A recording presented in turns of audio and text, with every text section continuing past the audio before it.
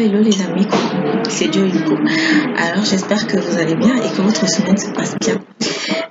Quant à moi, ça va toujours, hein, surtout quand je suis sur notre vie, mais malgré le temps qu'il fait, la morosité, voilà, et tout ce qui nous tombe dessus en ce moment.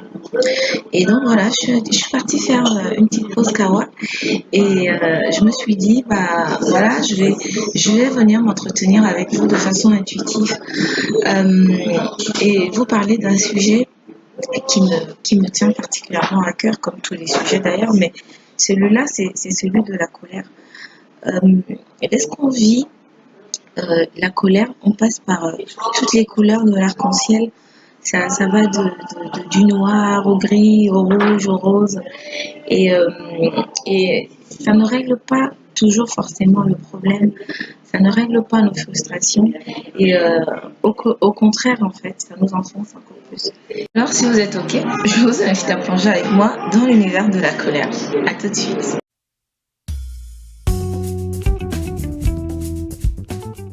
Alors, dans un biais précédent, dans un échange précédent, on avait parlé des émotions et on avait dit que les émotions, c'était la vie. On ne pouvait pas vivre sans les émotions. Donc, il fallait juste apprendre à doser et à les maîtriser pour pouvoir éviter qu'on devienne leurs prisonniers, qu'on soit sous leur emprise.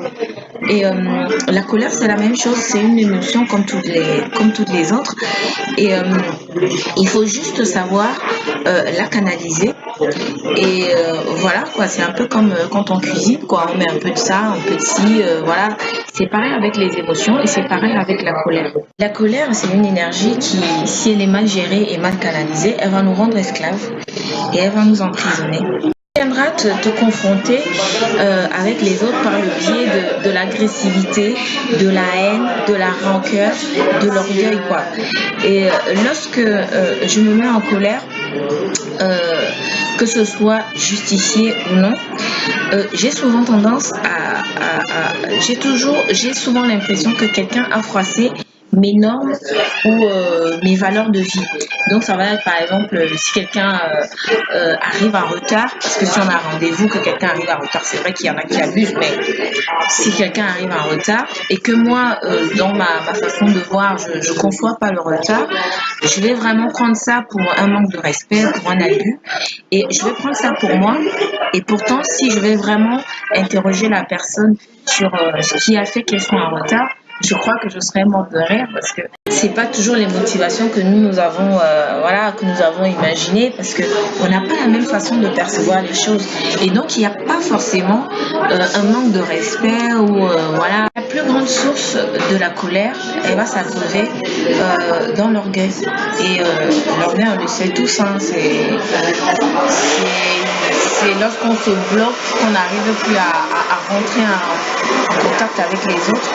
Et la plupart du temps, lorsqu'on est orgueilleux, on est fier, quoi. On est fier et on est fier dans le sens péjoratif, parce que c'est bien d'être fier. Mais si c'est déjà la fierté malsaine, voilà, on est fier, on est intolérant envers les autres. Lorsque nous sommes orgueilleux, toutes les calamités qui nous arrivent viennent forcément des autres. Donc, on juge à tout va, on accuse. Et l'orgueilleux, c'est un éternel victime, quoi. C'est une éternelle victime qui croit toujours que les autres lui veulent toujours du mal, on lui veut pas du bien. Voilà. Ça, c'est l'orgueilleux. Le truc de l'orgueilleux, c'est d'accabler les autres. Il va leur trouver tous les défauts du monde, quoi. Il va les juger. Et quand il accable les autres, en fait, c'est que il veut surtout justifier ses limites. Parce qu'il voit qu'il a des limites et qu'il refuse de voir, en fait. Et donc, il va accabler les autres et il va dire que c'est les autres qui ont un problème, mais pas lui. Il existe des coléreux chroniques, la colère chronique, hein, celle que ma mère m'a fait ci, mon père m'a fait ça, mes soeurs m'ont fait ci, mais voilà, on en veut au monde entier, on en veut à tout le monde. Parfois même c'est légitime, hein, ça peut être légitime d'être en colère parce que Voilà, c'est normal, c'est une émotion. Mais elle découle, cette chronique-là, cette colère chronique-là, découle souvent la plupart du temps de la peur. C'est la peur. Et c'est une peur qu'on n'arrive pas à transcender. Et au lieu de la transcender, on la transforme en hache de guerre. Voilà, on m'a fait ci, on m'a fait ça. Et on se remet pas en question. On n'arrive pas à avancer. Et on n'arrive pas à se demander si c'est vraiment nécessaire de continuer à alimenter cette animosité-là dans le présent en continu, quoi. Puisque, voilà, le passé est passé. Et voilà, on continue à souffrir et à faire souffrir les autres dans le présent. Et surtout que la colère, elle impose souvent une communication par l'agressivité, quoi. Donc, et le manque de respect envers les autres et envers soi-même. Parce que quand on est agressif, on n'est pas seulement avec les autres, on l'est aussi envers nous-mêmes. On impose de l'agressivité et pourtant, voilà, on ne veut pas que les autres le soient envers nous. Mais nous, on le fait aux autres. Et ça, c'est l'orgueilleux, ça. C'est qu'il impose toujours aux autres les choses qu'il ne voudrait pas qu'on lui fasse à lui. Et donc, c'est ça, une totale absence de remise en question. Par contre, nous avons tous de la colère en nous, une vraie colère. Et c'est celle-là qu'il faut trouver, c'est celle-là qu'il faut chercher. Et je crois que c'est où on prend conscience de ce qu'est la colère en fait. C'est une colère saine, celle qui vient nous transmettre des messages essentiels et à notre bien-être. Celle qui vient nous faire prendre conscience de toutes les injustices qui sont perpétuées autour de nous et dans le monde entier. Celles qui viennent nous faire prendre conscience des injustices qui sont perpétuées en notre rencontre. Et donc, cette colère-là, elle vient nous faire prendre conscience du don que nous avons au fond de nous et que nous devons exprimer pour faire changer les choses. Et de faire changer les choses de façon plus douce, de façon plus constructive. Pour moi, c'est le vrai rôle véritable de cette énergie qui est l'énergie de la colère. Cette énergie-là, elle n'est pas faite pour agresser, pour se taper dessus, pour s'insulter, pour se haïr, pour se jalouser, pour se souhaiter des choses horribles, des choses qui ne font pas avancer les autres. Au contraire, elle est là pour nous aider à prendre conscience que nous avons des choses qui ne vont pas autour de nous et que nous devons mettre tout ce que nous avons en œuvre pour pouvoir faire changer les choses. C'est de cette colère-là, c'est cette colère qui est saine. C'est de celle-là qu'on doit, voilà, c'est celle-là qu'on doit regarder en face, c'est celle-là qu'on doit utiliser. Alors mon coco, ma cocotte, qu'est-ce que la colère va venir faire dans ta vie? Qu'est-ce qu'elle fait dans nos vies? D'avoir expérimenté l'hypertension, que pour moi qui découlait de la colère, j'ai compris à travers la médecine chinoise que la colère était rattachée à notre foie. Je vais vous passer les détails parce que je ne suis pas une spécialiste de la médecine, ni chinoise, ni aucune d'ailleurs, puisque je vis que de mes expériences. Mais j'ai appris en cherchant un petit peu que notre colère était rattachée à notre foie. Et donc, je vous laisse imaginer le tableau vous-même au niveau des dégâts que ça peut faire dans le foie. Donc, et le foie, vous savez ce que ça fait quand ça dégénère. Et vous savez très bien ce que c'est qu'une hypertension et ses dérivés, tout ce que ça peut créer comme dégâts. Je vous laisse revoir comment ça fait quand on rumine, quand on est en train de ruminer tout le temps. Vous savez ce que ça fait, les blocages émotionnels que ça peut entraîner. Une colère mal maîtrisée, c'est une source de pas mal de maladies. Surtout que la dangerosité de l'émotion ne vient pas de l'émotion elle-même. C'est juste la façon dont on l'exprime. Elle va venir te faire quoi? Juste t'éloigner des autres. Tu vas devenir un paria, tu vas devenir quelqu'un de pas fréquentable. Et en plus, tu ne peux pas tromper les autres. Tu ne peux pas faire croire aux autres que tu es ci et montrer un autre visage de toi. Les autres, ils vont forcément voir qui tu es réellement. Même si toi, tu te mens à toi-même, tu ne peux pas toujours mentir les autres, tu ne peux pas toujours tromper les autres. Et donc, ton masque là, que tu crois que tu vas porter, que voilà, non, je ne suis pas en colère, tout va bien, j'aime tout le monde, tout va bien, les autres vont le voir, mais pas toi. Ça prouve à quel point c'est d'une bêtise de se mettre dans des états pas possibles, parfois pour un oui, pour un non, voilà. Tu vas te faire des nœuds au cerveau, tu vas te faire des trous partout, tu vas te oublier la vie. Il y a des gens qui passent leur vie en colère. Tu te rends compte de passer ta vie en colère. À un moment de ma vie, j'ai pris conscience que de rester en colère, de stagner là-dedans, de rester dans la colère, l'agressivité, n'était pas utile du tout. C'est même stérile, c'est pas constructif. On ne peut pas construire sa vie si on est en colère. On ne peut pas construire son futur ou son présent en restant dans le passé. Si tu es focus, tu restes focus sur le passé, tu ne peux pas avancer. L'orgueil te rabaisse plus qu'autre chose. Ça te rabaisse, ça ne te grandit pas du tout, ça ne te fait pas évoluer, ça ne t'élève pas, l'orgueil. C'est vrai qu'on a souvent l'impression que on ne peut pas transcender la colère parce qu'elle vient des autres. Parce que ça, c'est une impression aussi que les autres viennent déclencher notre colère, c'est vrai. Mais il y a aussi une chose qui est vraie, c'est que tu restes maître de tes émotions. C'est toi qui décides l'attitude que tu vas avoir et la façon dont tu vas dépasser le comportement de la personne qui est devant toi. C'est toi qui restes maître de la situation jusqu'à la preuve de contraire. Si tu décides d'exploser comme une cocotte minute, en fait, c'est parce que tu as décidé de devenir un monstre agressif. Mais si tu décides de gérer les choses avec douceur, avec sagesse, ça peut aussi passer. Donc, le truc, c'est que c'est toi qui as le dernier mot. C'est toi qui décides de la direction que va prendre les événements. Et donc, pour faire face à sa colère, ou pour mieux comprendre sa colère, il faut apprendre à... Moi, ce que j'ai fait, c'est pas une leçon, c'est pas comme d'habitude, on n'est pas à l'école chez nos tabous. On vit et on grandit de ces expériences. Moi, ce que j'ai fait, j'ai appris en tout premier, c'était d'apprendre à écouter et à observer. Et d'apprendre à écouter, à observer ma colère et de la vivre en pleine conscience. Je suis dans l'instant présent. Qu'est-ce que je ressens maintenant? Qu'est-ce que l'autre me renvoie? Pourquoi est-ce que je ressens ça? Qu'est-ce que ça vient provoquer en moi? C'est comme ça que je vois les choses maintenant.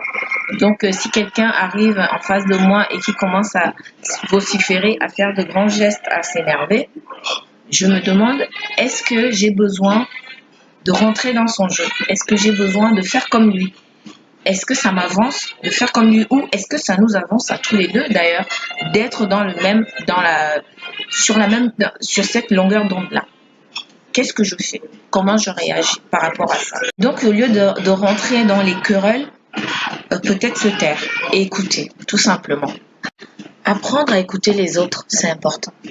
Même si, on est une cocotte minute, apprendre la patience à écouter le point de vue de l'autre, même si ça ne rentre pas dans nos critères, dans nos valeurs, dans nos normes ou nos valeurs, apprendre à écouter les autres avec patience. Il faut à un moment devenir spectateur de nos émotions, de les voir arriver et de les laisser traverser, parce qu'elles traversent les émotions, c'est une énergie. Qu'est-ce qu'ils disent en anglais, en anglo-saxon, c'est emotion. Emotion, c'est une énergie en mouvement. Donc, une émotion, c'est juste une émotion, c'est juste une énergie qui nous traverse. Et donc, devenir spectateur de cette émotion-là et de la laisser passer comme elle est arrivée. Parce que de toute façon, elle finit toujours par passer. Et donc, au lieu de la rendre agressive, la diaboliser et tout ça, plutôt regarder le don qu'elle recèle et le message qu'elle vient nous apporter. Parce qu'elle nous apporte toujours un message de toute façon. Et l'antidote suprême contre la colère, enfin pas contre, qui pourra nous apporter, qui pourra nous faire vivre une colère constructive, c'est le pardon. Le pardon et l'amour. C'est un exercice difficile à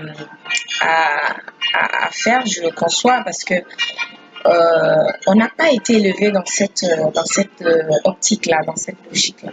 Nous n'avons pas été éduqués dans cette logique-là. C'est une logique, la logique qu'on nous a plutôt inculquée, c'est celle du dent pour dent, œil pour œil, dent pour dent. Et pourtant, on n'est pas, c'est pas une fatalité. L'amour, le pardon, c'est quelque chose qui est au fond de nous. C'est des émotions qu'on a au fond de nous et qu'il faut cultiver. Et contre la colère, il n'y a pas mieux. Il n'y a pas mieux parce que le dent pour dent est une formule qui nous fait faire le chemin dans le sens inverse. Au lieu d'avancer, on recule plutôt. Et donc, il faudrait plutôt mettre ça au centre de notre vie, le pardon et l'amour. C'est lorsque quelqu'un te fait quelque chose qui te touche ou qui vient bousculer voilà, ta façon de vivre, tes normes, tes valeurs et tout, dis-toi déjà que ce sont ses valeurs à lui. Donc, c'est pas à toi de venir lui apprendre ses valeurs. C'est pas ton rôle. Il faut juste le respecter. Et puis, si ça t'a vraiment touché, ça t'a fait mal, dis-toi que voilà, le pardon que tu vas lui accorder, tu te l'accordes déjà à toi-même. Parce qu'il est venu te faire prendre conscience de quelque chose qui n'allait pas. Le pardon est la plus grande révélation de l'intelligence, je crois. C'est productif. C'est plus productif de demander des excuses, de demander pardon, de pardonner, que de ruminer. Je crois que le pardon puise sa source dans l'amour. Autant que la colère va puiser sa source dans la haine, le pardon, lui, va aller puiser sa source dans l'amour. Si on peut, pratiquons, si on peut ou si on veut, parce que rien n'est impossible. Donc, il faut le vouloir aussi. Et si on peut, justement, c'est de pratiquer une colère saine. Colère saine, c'est celle qui nous fait prendre conscience que nous sommes amour et que nous sommes, que c'est à nous de faire de notre mieux pour pouvoir faire cesser les injustices qui sont perpétrées à notre encontre et à l'encontre des autres, à l'encontre de l'humanité, du monde entier. C'est cette colère-là qu'on doit prendre en compte. Et donc voilà, j'espère que voilà ma petite contribution en ce qui concerne la colère va t'apporter un plus, va t'aider. Moi, tous les jours, j'essaye de la canaliser, de la regarder, de l'accueillir avec bienveillance, avec amour, de lui donner tout l'amour dont elle a besoin, de colère, pour qu'elle puisse être, pour moi, qu'elle soit plus productive, constructive et qu'elle m'élève. Et donc voilà, je vais vous souhaiter une bonne semaine. Je vous souhaite beaucoup, beaucoup d'amour. Donnez-vous de l'amour, n'hésitez pas et faites de votre mieux. Faites du mieux que vous pouvez pour faire changer les choses, pour faire bouger les choses autour de vous de façon constructive, de façon saine. Et n'ayez pas peur de dire ce que vous pensez, mais franchement de façon douce. Et un bon message qui soit, voilà, qu'on soit pas bien, qu'on soit en colère, qu'on soit énervé, mais si on fait passer le message de façon douce, de façon constructive, ça aide. C'est le mieux, en fait. C'est à ça que ça sert notre colère. Donc voilà, je vous souhaite un agréable voilà, journée, ou si vous êtes le soir, une bonne soirée, une bonne matinée. Et puis, je reviens vous retrouver ici dans pas très longtemps pour un nouveau sujet. Toujours aussi, voilà, perso, comme je dis d'habitude. Et restez focus sur vos vies. Prenez soin de vous. Aimez-vous, adorez-vous, câlinez-vous, chuchotez-vous et faites de votre mieux. Allez, je vous fais de gros bisous. Je vous dis un gros je vous aime et à très bientôt sur notre table.